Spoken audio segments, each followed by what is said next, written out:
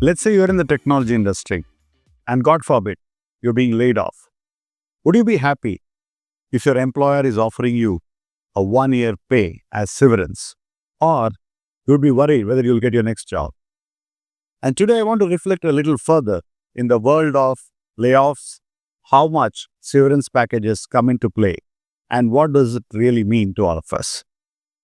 Now, before I dwell further, wanted to throw some numbers for the context.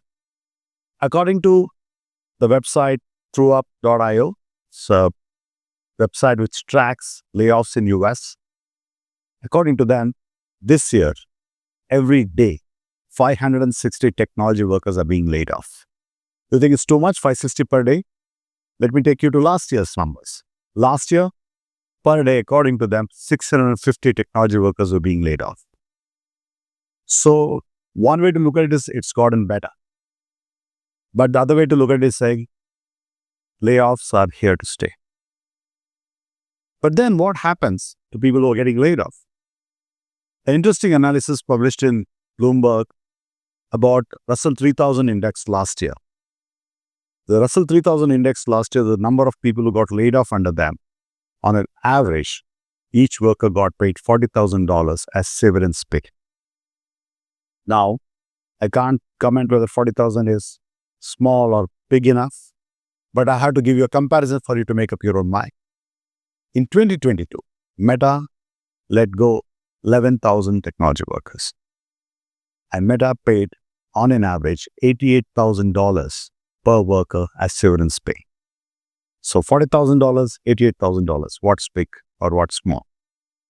But then Meta also wrote in their regulatory filing that amount that they paid for 11,000 workers on an average of $88,000 did not have any material impact on the company. So that's to give you some context on severance pay.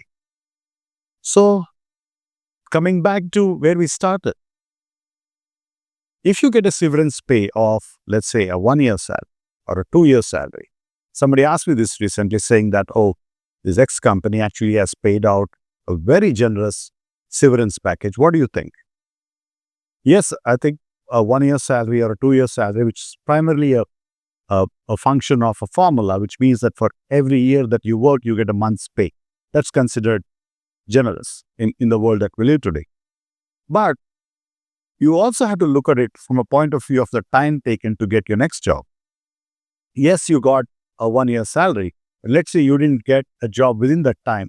Will you consider that as a good enough pay package?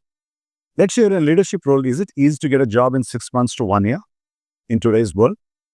So in that way, yeah, some of the commentaries made on 2 years severance pay is very good. Yes, it is.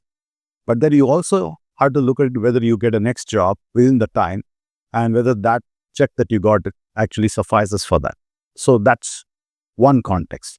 But the larger question I have for you today is, would you trade a feeling of not wanted, an emotion of being rejected, and a scar maybe, if you're sensitive, that you'll carry for life, that you got laid off, you got rejected?